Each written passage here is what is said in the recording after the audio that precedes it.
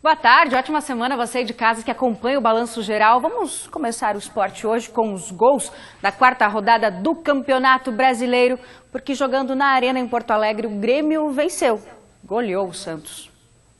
Uma partida com alguns pontos em comum. Em campo, dois clubes campeões mundiais, tricampeões da Libertadores, e o preto e o branco nos escudos. Mas o placar de 5-1 foi tudo azul pro tricolor, que encanta o técnico Renato Portaluppi. A minha equipe é uma equipe determinada, uma equipe que não deixa o adversário jogar. O Grêmio teve mais posse de bola em toda a partida. Aos 31 do primeiro tempo, o capitão Maicon abriu o placar. E que golaço! O Santos empatou no minuto seguinte. Jean Mota bateu, a bola desviou no zagueiro Kahneman e entrou. Nos acréscimos do primeiro tempo, depois de bela troca de passes, Everton, bem colocado, virou para o Grêmio. O Grêmio voltou para o segundo tempo com intensidade. Maicon fez o segundo dele em bela cobrança de falta. O quarto gol do Grêmio foi do atacante André, que fez sozinho, depois do passe de Luan, que não desistiu da jogada. E Arthur fechou o placar com essa batida de fora da área. O resultado é o maior a favor do time gaúcho na história dos confrontos entre Grêmio e Santos. Com a goleada, o Grêmio deu um grande salto na tabela. Foram conquistadas 7 posições. O tricolor pegou o elevador no 12º lugar e desceu no 5º, a 3 pontos da liderança. Eu acho que é mérito do nosso trabalho, nosso empenho, da nossa humildade de saber jogar o jogo. Então tá todo mundo de parabéns. Agora, com 7 pontos ganhos no Brasileirão, o Grêmio terá o clássico contra o Inter na próxima rodada do campeonato. Tá aí o Grêmio, né? 10 gols marcados nos últimos 2 jogos, claro, 5 pela Libertadores, ontem 5-1 na equipe do Santos, que não é qualquer equipe, lá na Arena em Porto Alegre, uma boa atuação do capitão Maicon. Bom, vocês viram, próximo sábado tem clássico Grenal pelo Campeonato Brasileiro, e aí a gente tem que falar do Internacional. O Internacional foi ao Rio de Janeiro, né? Foi enfrentar o Flamengo que lidera o Campeonato Brasileiro, líder da competição, e o Internacional não se deu bem jogando no Rio, não. Maracanã bonito é assim, lotado. Uma festa em vermelho e preto que o Internacional se mostrou disposto a estragar. Diego Alves não deixou. Do outro lado, o goleiro Danilo Fernandes também estava esperto. E com sorte. Parecia ser o jogo dos goleiros, que cumpriam à risca a função de não deixar a bola entrar. Foi Lucas Paquetá quem colocou o Flamengo em vantagem. Cobrando falta, ele acertou a barreira, pegou o rebote e mandou no canto. Desvantagem no placar e em campo. O Internacional teve William Potker expulso.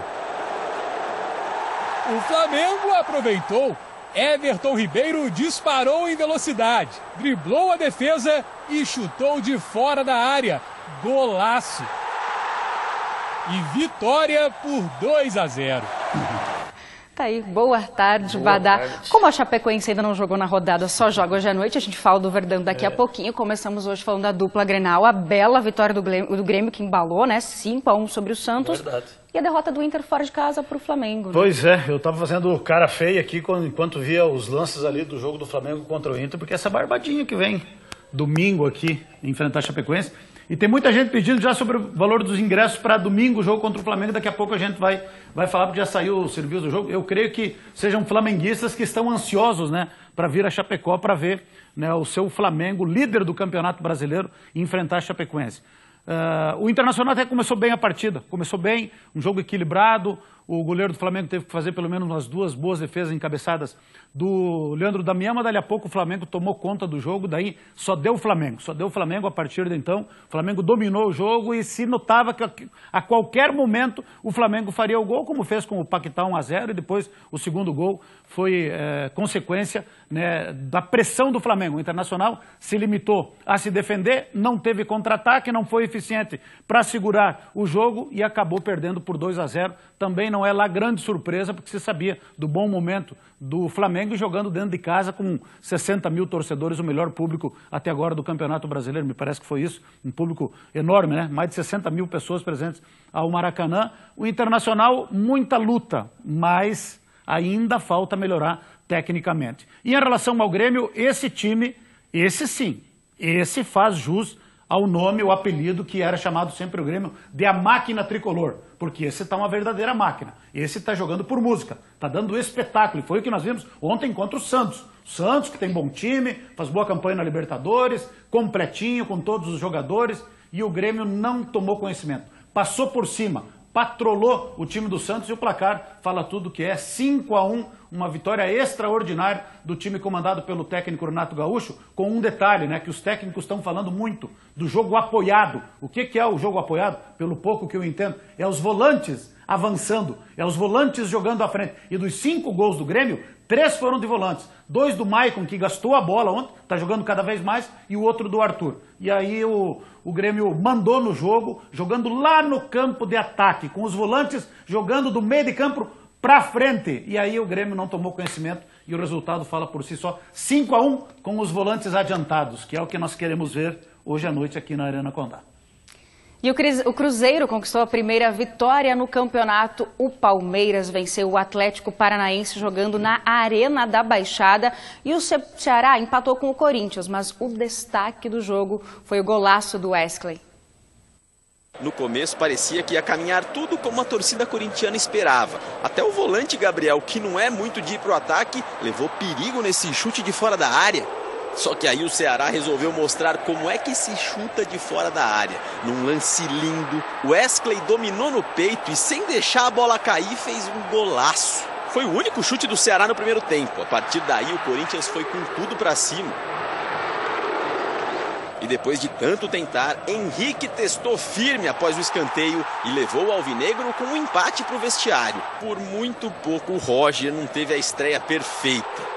Por alguns centímetros, acontece. E sem o gol do estreante Roger, o placar ficou mesmo em 1-1. Palmeiras saiu na frente do Atlético Paranaense na Arena da Baixada, nesta bela jogada concluída por Bruno Henrique. Marcos Rocha ficou com o rebote do goleiro e fez o segundo da equipe paulista. O terceiro foi de William em lance de contra-ataque. O Atlético chegou a descontar com Pablo. Final, vitória do Palmeiras por 3-1. Neilton bateu de primeira e fez o gol do Vitória no Barradão. O Fluminense chegou ao empate com Pablo Diego. E Gilberto marcou o gol da virada, 2-1 Fluminense. No Mineirão, Dedé aproveitou o escanteio e garantiu a vitória do Cruzeiro contra o Botafogo. Na Ilha do Retiro, o zagueiro Everson do Bahia quase marcou um gol contra. Quando o goleiro Douglas quis afastar o perigo, fez pior ainda e ajudou o Sport a abrir o placar. Cláudio Vinck marcou o segundo do time pernambucano, Sport 2, Bahia 0. E com esses resultados, vamos conferir agora como ficou a tabela de classificação passadas 4 rodadas do Campeonato Brasileiro. Lembrando que a Chapecoense entra em campo hoje à noite, hein? O Flamengo é líder com 10 pontos, o Palmeiras é vice-líder com 8. E aí tem uma turma que vem com 7 pontos. Corinthians, Vasco, Grêmio, Atlético Mineiro, Fluminense e Sport. Aí com 6 pontos nós temos o América Mineiro e o São Paulo fechando essa primeira parte da tabela. Na segunda parte o Atlético Paranaense aparece com 5 pontos conquistados, mesma pontuação que o Botafogo. Internacional, Cruzeiro e Bahia tem 4 pontos cada um. O Santos com uma vitória é o 16º colocado e aí a Chapecoense que abre a zona do rebaixamento com 2 pontinhos conquistados, mesma pontuação que o Ceará, que já jogou na rodada. O Vitória é o 19º com 1 ponto conquistado, já jogou na rodada. E o Paraná, com nenhum ponto conquistado, na 20ª colocação, é o adversário da Chapecoense hoje à noite na Arena Condá. E a gente mostra agora como foi a preparação do Verdão para encarar o lanterna do campeonato. Pelo terceiro jogo seguido, o técnico Kleina poderá repetir a equipe titular, apostando nos 4 volantes, com Amaral, Eli Carlos, Márcio Araújo e Canteiros. Mas ele pode, não confirmou se vai. Manter aquilo que a gente vem fazendo. E da mesma forma, né, você trabalhar a variável para que a gente possa ter essa transição com qualidade e velocidade. Mas ele sabe o que cobrar do time para acabar com a incômoda sequência de 6 jogos sem vitória. Uma equipe agressiva na marcação, já vista que nós melhoramos muito os números do Palmeiras contra o Atlético, e eu falei que nós precisamos voltar a reequilibrar a equipe, né?